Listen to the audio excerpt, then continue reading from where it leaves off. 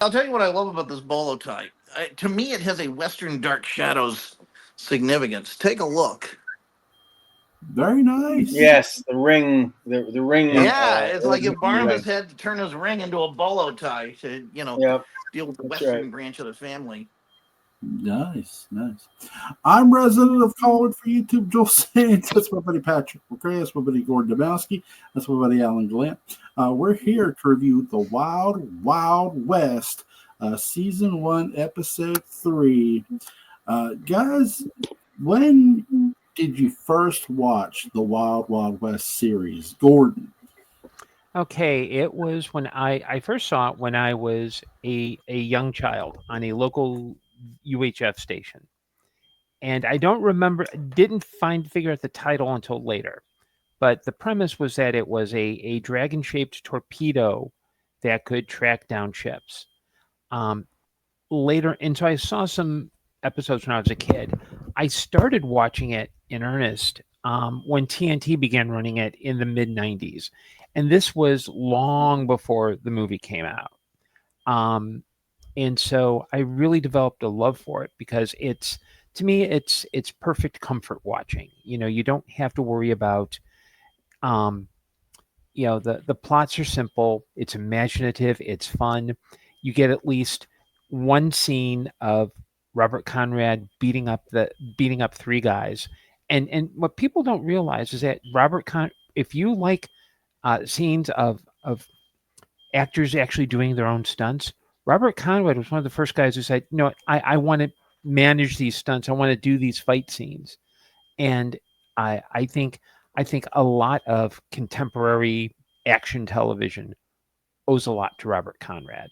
Yeah, and he also broke his bones several times on camera. And I think if you find the right interviews, you can actually trace them to the episodes that happened. He literally threw himself into these stunts. He beat himself up pretty good, but it all looked great, fantastic. Yeah. Alan, when did you first watch The Wild Wild West? When it was first run on CBS, probably the second or third season. Wow. Nice. Yeah. That's official. Nice. Well, so what was it like to watch it in that culture at the time that had no Wild Wild West?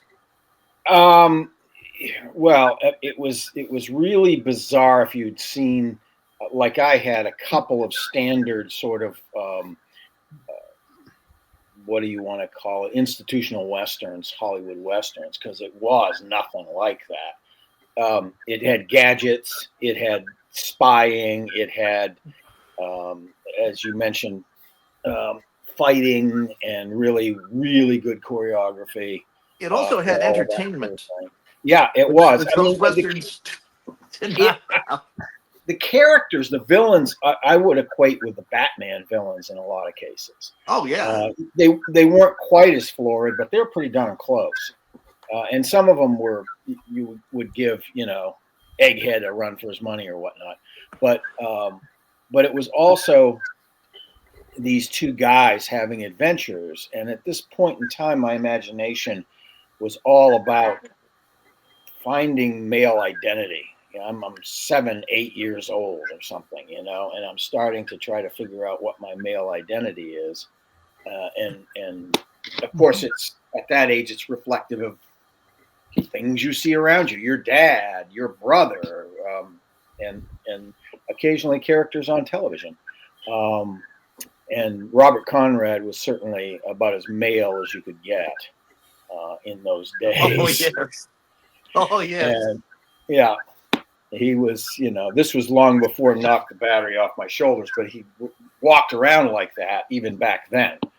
For those who don't know the history of Robert Conrad, he started appearing on television and was also pushed as a teen idol singer for a brief time back in the early 60s. I'm trying to remember which show he was on for a while, Surfside 6 or one of those. The guy was ripped. He was a physical culture kind of guy, and he always took pride in keeping himself in really good shape. So he was different that way than most. Nowadays, it's like all male stars usually do that, or most male stars do. Well, he was different. He was definitely different, and I followed him all the way through to Bye Bye Black Sheep and all of that sort of thing because I really enjoyed his That was persona. a great show. Yeah, I loved that show. Yep, and he again, his persona really shines in roles like that. He knew what worked for him. He was not a versatile actor, but he was good niche actor. Good What character. was his cop show? It wasn't Beretta. That was Robert Blake. That was Robert Blake, and before that, it was Tony Musanti in a version of Beretta that was called something else. And Musanti didn't want to get tied down; he wanted to go back to the theater or whatnot, or films. For those of you who don't know who Musanti was, if you've ever seen The Detective with Sinatra. Frank Sinatra, he plays the guy that gets executed by mistake, and he's a gay character. He's an early gay character in film, overtly gay character, I should say, because there are many gay characters and coded gay characters in film before that. But yeah, I can't remember the detective show he was on, but you're right, he was. I don't think I ever saw that, except maybe in fragments. But Wild Wild West was a big deal. I used to watch it with my friends, and I had a couple of friends I used to have over, sleepovers and stuff like that, and we would watch that show after, watching Dark Shadows all week. We kind of would. It's a television check it out. paradise. Yeah, it was in a lot of ways. I loved late '60s. Jesus Christ. I loved all of those so-called rural shows too that they ended up killing off in '71. But Paul Henning's very misunderstood as a producer, as a storyteller, because in all of those, the rurals end up being smarter than the allegedly sophisticated characters. Yes, always. That's correct. The city Jed folk. Clampett always outsmarts Mr. Drysdale, usually innocently too, just by being a decent person. Yeah. And as much and I think, in all honesty, one of the great Zen television series, literally Zen television series, is the wildly underrated Green Acres. Yes. Yeah. And these are all CBS shows too. Most of these are CBS shows. It's a study in Buddhism, because the more, specifically Zen, the more that Oliver Douglas attempts to impose order arbitrarily on this town he doesn't know anything about, the less sense it makes. That's Lisa, however, just accepts. She just accepts, and she goes with it, and it's not confusing to her at all, and she has a very happy existence there. And the irony is, of course, Lisa is the character that comes from the city and didn't want to leave in the first place. That's right. And she rolls with the punches. She's like, in the philosophical words of Bruce Lee, she's like water. She just fills the space. And of course, let's not forget that the linchpin of the show, the real smoke show, the real no, not Arnold. Pat Buttram is Mr. Haney. Yes, Mr. Haney is definitely he's the one a lot of times that completely screws up Oliver's resolve and his reality and frustrates him in his seeking to get things done. I have here one genuine hog shaver. Yeah. Oh yeah. He was great. Pat Buttram. I'm a big fan of Alvy Moore's character, Hank Kimball, the county assessor. I was Alvy Moore's assistant for about a week when he was in Louisville for a golf tournament. He was a great guy. He was one of the producers of A Boy and His Dog. Oh my God! Yeah, he took his money from Green Acres and produced Boy and His Dog, and he's in it. Well, awesome. I didn't know he was a producer though. That's cool. I think he's one of the co-producers. Mm-hmm. God bless him. This, dear audience, is the milieu in which Wild Wild West appears. CBS television had its own sort of worldview environment. Other networks did too at various times, but CBS was probably the powerhouse when it came to these nighttime rural and Western series, because Gunsmoke was also part of that lineup as well. But then the order came in just a couple of years later to kill anything with a tree. And Yes. I think that's Yeah, literally what the 1971. executives said. Around 1971. The only one that survived, I think, was Gunsmoke. It survived for another 3 or 4 years. Gunsmoke is, and its failing ratings is why Gillian's Island, which was a top-rated show, got kicked Yes. off the air. Yeah. It was a very well-rated show, and actually, Yeah. I think audiences and critics had come to understand what he was doing by the third season, which was a fantastic season. Yes. These great allegorical, commedia dell'arte essays, whatever. Choices and consequences. They were very much about choices and consequences. So Wild Wild West and me, it's my turn. Yes. It was one of the very first shows I was aware of. The CBS affiliate in Louisville they did reruns also, because we finally got a UHF station and rerun culture was starting up. Cool. And it was WDRB, and they were the UHF guys, and they did have Gillian's Island. They had Lost in Space, which I think are the two first shows that were not like Sesame Street or something I was aware of. And it was just magical. It's just seeing those shows and realizing that they were these amazing images and characters that I liked. I didn't know why, but I could just relate to them. I enjoyed watching them. Yeah. But the CBS affiliate had Wild Wild West, and they had Batman. And because they had serious stuff to do, they would just sprinkle them in a little bit, like early Saturday afternoon or things when nobody was watching TV. And so you kind of had to stop everything. So my diet of Wild Wild West and Batman for a long time was very choppy. There wasn't much of it. But I just loved it. The opening credits, the theme song. I didn't know. I was like 3, 4, so I didn't really understand what Jim and Artie were doing. But I loved watching them do it. And of course, the villains were so colorful. I mean, it was like a serious Batman in its own way, and it had a lot more entertaining than the Green Hornet TV series. It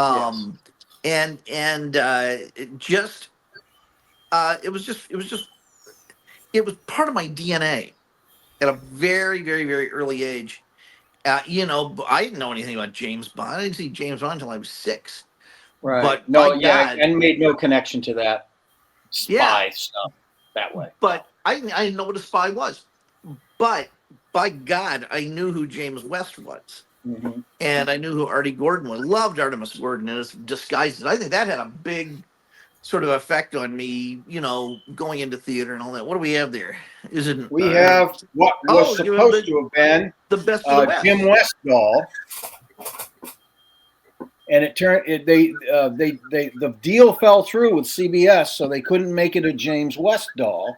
So they put him in a cavalry body, his head, and called him Captain Maddox. Oh, well, I was about to say the Marx Best of the West figures. Yep. Yeah. See, I thought that was Ken Berry. That profile. Ken Berry, yeah, sure. I was just talking about, as I often am, Forrest Tucker and F Troop with a friend of mine over dinner. But Wild Wild West was just great, and then but it was hard to see. I would maybe see like one episode every other year because of how it was sprinkled around, and then TBS started showing it. I think it was TBS started showing it on Sundays in the Eastern time zone at noon. I guess, Gordon, for you, it would have been 11 a.m. It was either TBS or WGN. Yeah, well, I remember seeing it on TNT in the mid-'90s, so it might have been TBS, then TNT, then... Yeah, well, Ted Turner, just owned it all. So, and it was great because for us in Louisville, I have no idea if this is interesting. I'll stop if it isn't. But No, it's in fine. Louisville, we got Star Trek only once a week. It was not in daily strip syndication, and it was on Sundays at 11, which was a wonderfully secular fu to the entire religious community, because that's when church would The be. Cathedral of Tomorrow and Reverend Rex Humbard. Yeah. That's right. Oh, And so I would, especially once I got to be a teenager, I would wake up, late, sleep nice and late, wake up in time for Star Trek, have a nice big breakfast, and then for a few golden years, Wild Wild West was on right after it. And what a double feature! What a way to really get into Sunday, and you couldn't do better.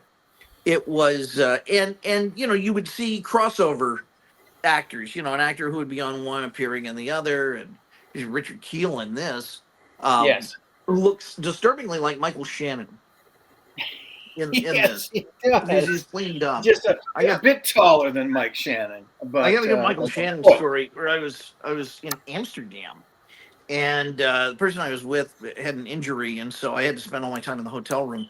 And the only thing they had on TV was like some NCIS New Orleans festival.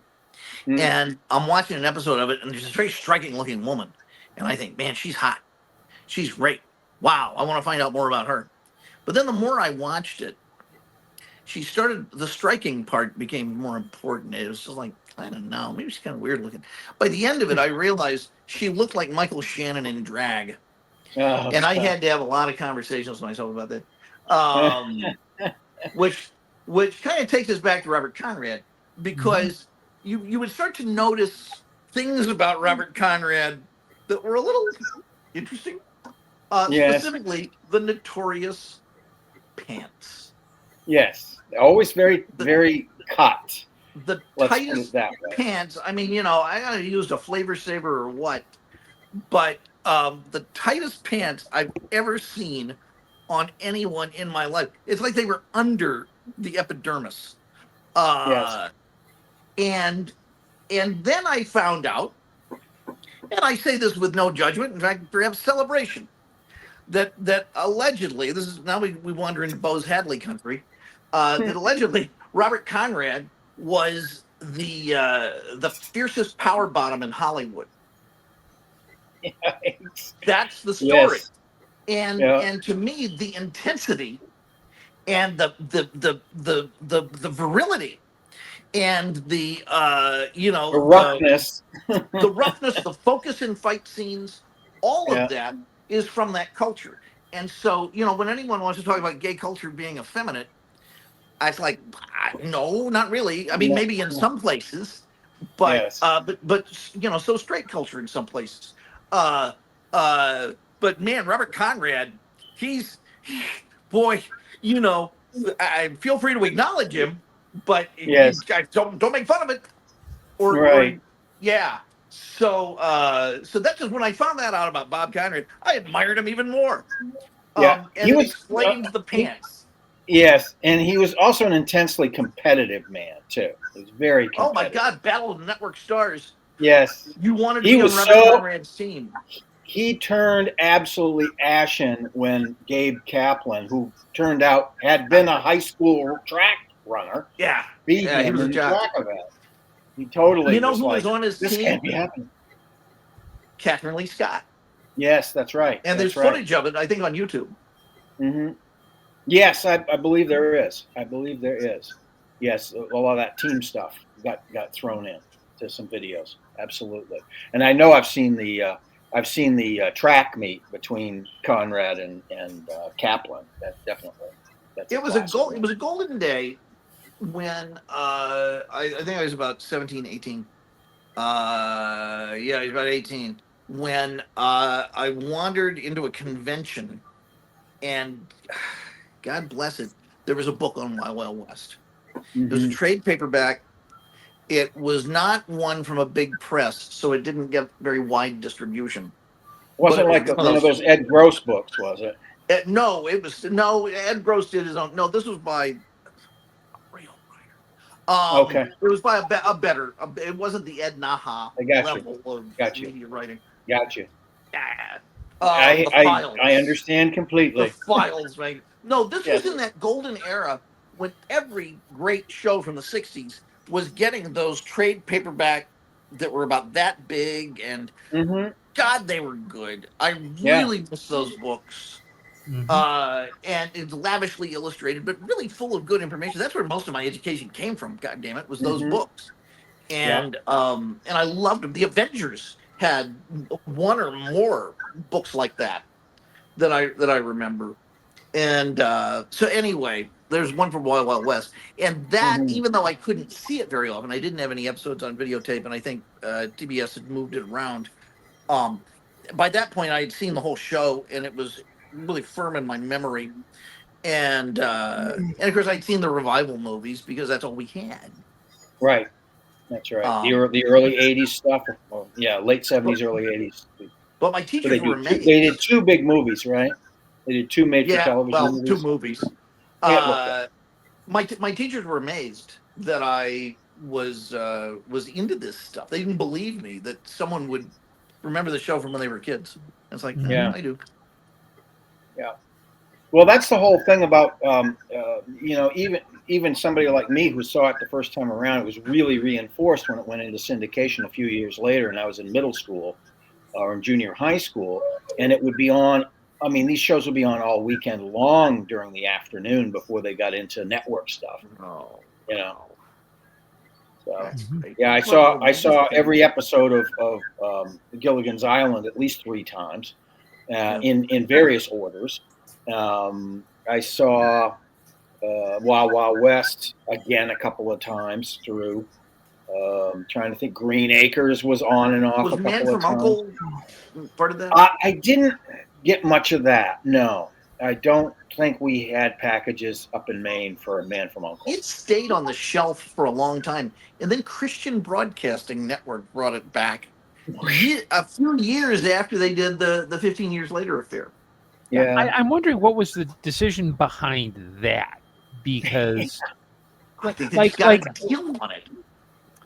well, I can understand if like you're a Christian broadcasting network and you do something like innocuous, like the Brady Bunch or Gunsmoke, but the Man from Uncle, and this is a me thing. It's a me thing. I don't necessarily equate it with like religious stuff. Good Christian values. Right. And hey, I Right. went to Catholic school, so People I are know all about poisoning that each stuff. other and shooting each other and yeah, all sorts of interesting Hey, things. the Although you know what it was? It was fascinating. probably because there was no real heavy duty sex or innuendo in it. Although there was innuendo in it. But it wasn't that heavy duty, and that probably would appeal to them. I think the innuendo was slick enough that they didn't pick up on it. Yeah. Not true of Wild Wild West. Not with Jim West and all those dance hall girls, by God. Yeah. And you know what the irony is with Wild Wild West? The reason it was canceled, Congress at the time was doing a lot of looking into complaints about violence on TV, and the network said, "We've got this show, and there's no direct pressure. Like it was doing good in the reruns. I mean, We'll sacrifice it to satisfy the Congress or whatever. Yeah. right? Yeah. Boy, CBS really was in an orgy of self-destruction. They got Of gutted some of its right best around stuff. 1971 because I can't remember who it was that took over, but it was an executive change, and that's what caused it to happen. It would have been Jim Aubrey going out. Yeah. Well, yeah, Aubrey went to MGM. Yes, he did, and I think left that opened it up scars to all more over ability. that place too. So. Oh, Aubrey really was a terror at MGM. He's the reason that Night of Dark Shadows gets so screwed up. That's right. Yeah, he was sort of a vulture capitalist of MGM. It's just like, let's cut it down and make all the money we can. I don't care about the quality of the product. And for those watching, there will be a test afterwards. So get your pencils and your legal pads. Wake the kids up. Brew them a pot of coffee. You're going to learn something. This is 6 degrees of Wild Wild West, folks. So, but this episode, we probably should get back to it at some point. Yeah. What is it? Was it the 5th episode in Third. the entire series? Third episode in the entire series. How confident they were with their tone and their voice this early on. Yeah. Yeah, and it's funny too because in reading histories of it, including there's a book by Dan Prosser called Wandering the Wild Wild West, that this first season there was a lot of behind the scenes production issues, producers going in and out trying to find the tone. And I cannot see one of the remarkable things about this first season in black and white, I don't see it. Like there's no. I think the actors and the directors had a pretty good grip on things, and I think also the strong personality of Robert Conrad. Yeah, and I think too. I think the main improvement with the second season on was that they had Bruce Lansbury comes on, and kids, yes, you are right. He is Angela Lansbury's nephew. They brought in Ross Martin as more of a dual act, and I think that's where the real improvement comes in. Or as to use a well-told story, Ross Martin is on Carson, and Carson asks, well, Robert Conrad does his own stunts. Do you do your own stunts? And Ross Martin responds, no, I do my own acting. yes. And I'll have to say, I know a lot of people gravitate towards the obvious action dude, but Martin for me was like, he's up there with Patrick Macnee and John Pertwee as just being a stylish. He could be macho, but he was also like this is a guy. He could be macho, literate, witty, fun. And whenever he'd do his Master of Disguise stuff, he would actually sketch out the character before doing that, which is. Yep. Yeah, I think that we can all agree that Conrad's personality was a strong influence on the series, but the series doesn't work without Ross Martin. The development of that relationship and also the counterpoint of their personalities works brilliantly. Because there's just enough overlap in their personalities that we can see, why they get along anyway. And there's lots of divergence where it gets funny. Yes.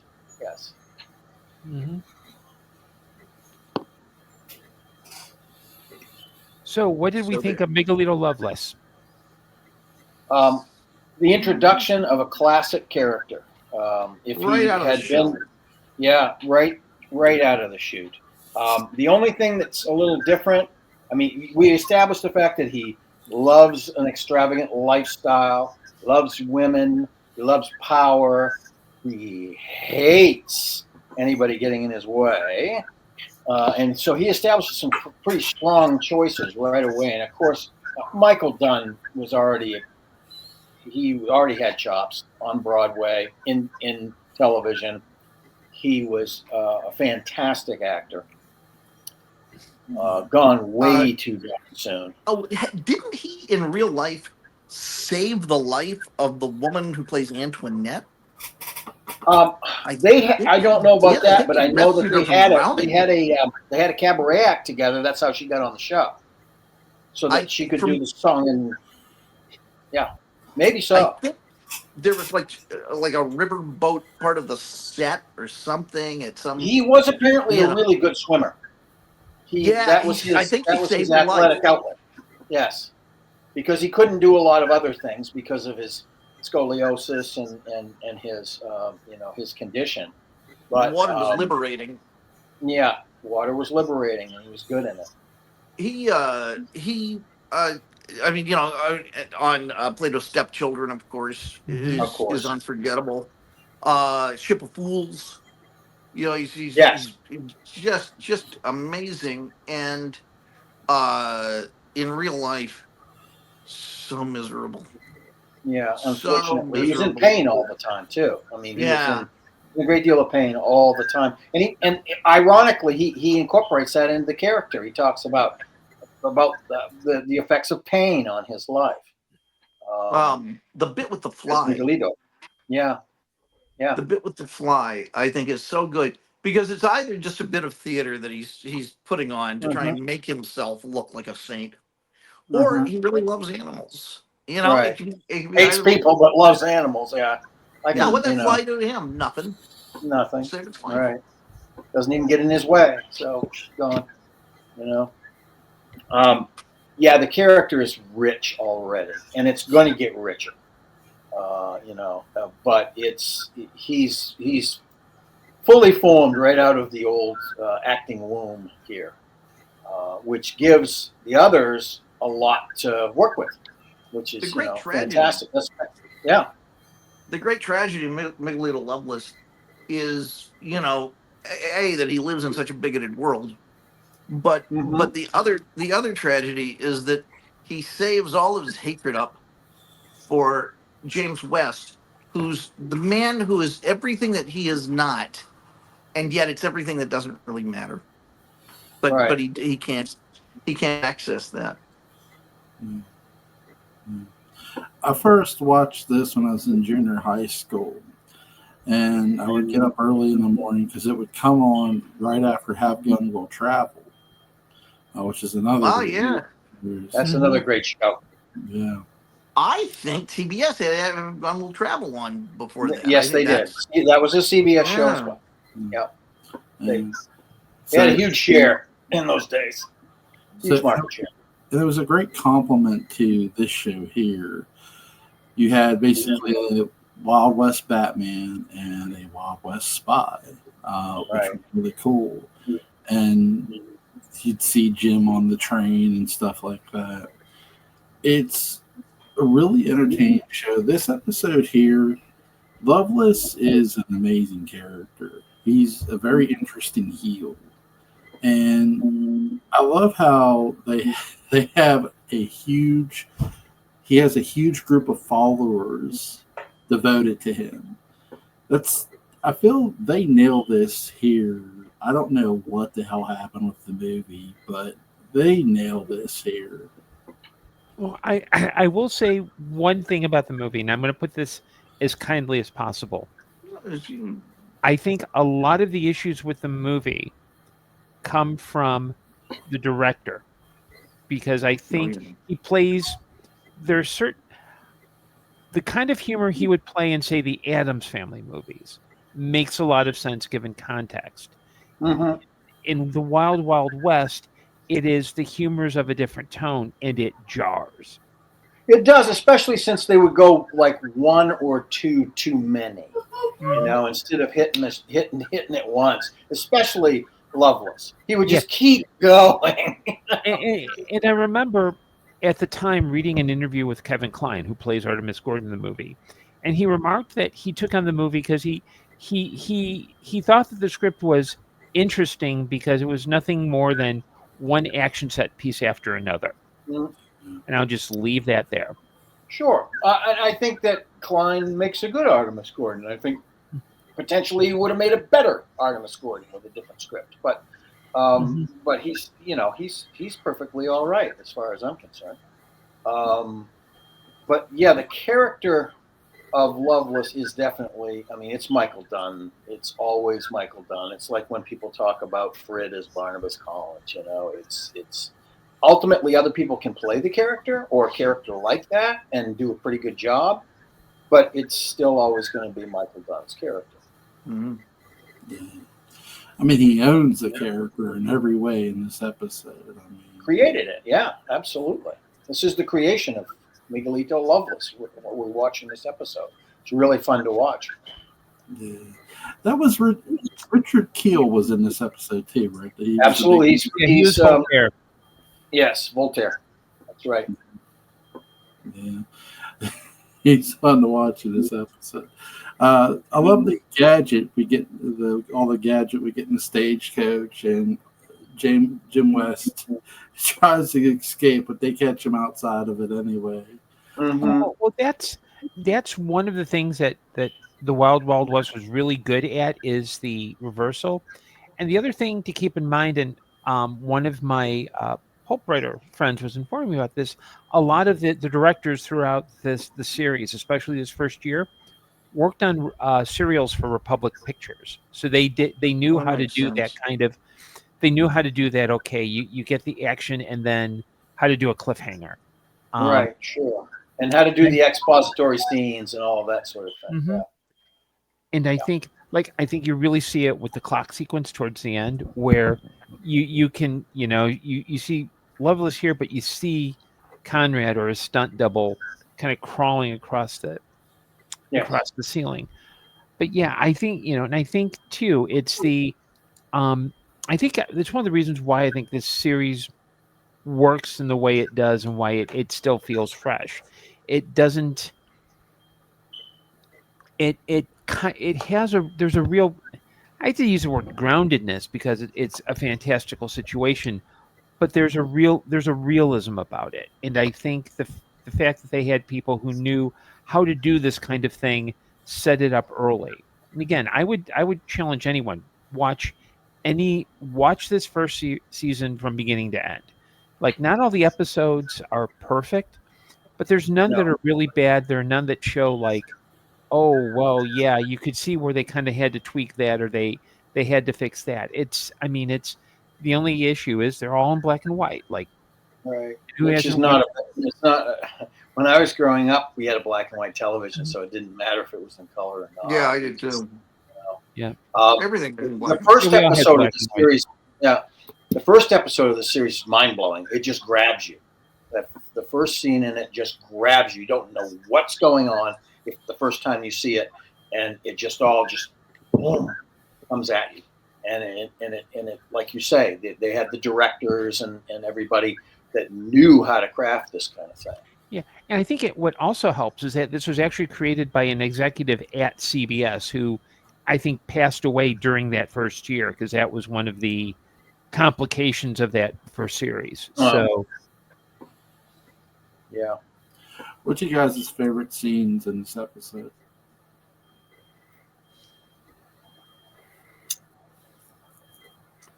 The orgy scene. No, I'm kidding. I think I think the scene with the fly scene, because it's because usually in a show like this, if you were doing like, say, A Man from U.N.C.L.E. or even like a Mission Impossible, it would be that scene would not be included because they're the bad guy who does bad things.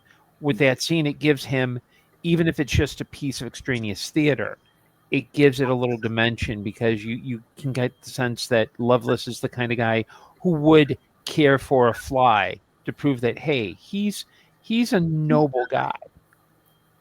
Yeah.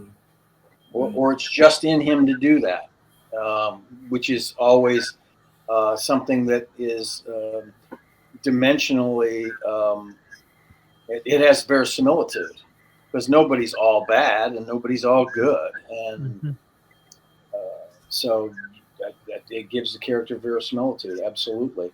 I think that whole scene when she brings West to the mansion, which is loaded with all these gimmicks and so on, which is another thing that they established, that Loveless has this fondness for all of these traps and all this sort of thing.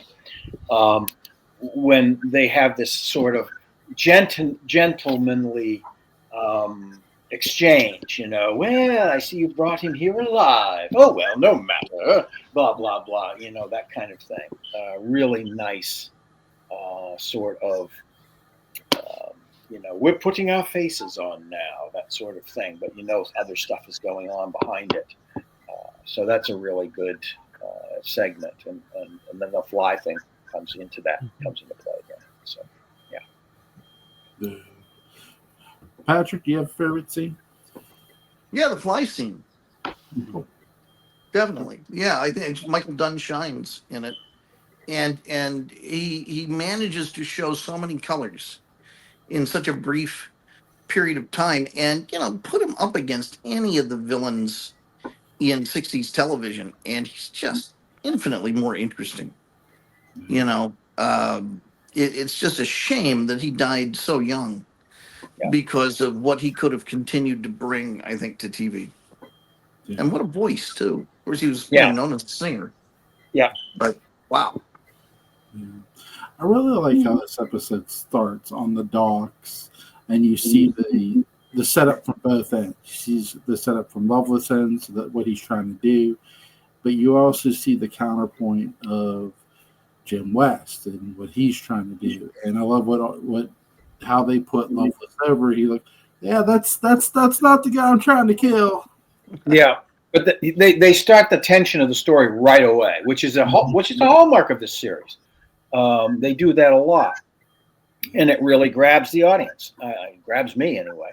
So, yeah, really, really good. Is there anything you guys want to add about this episode? I would recommend it highly for anybody that doesn't know much about this show to go and watch this episode. Oh yeah.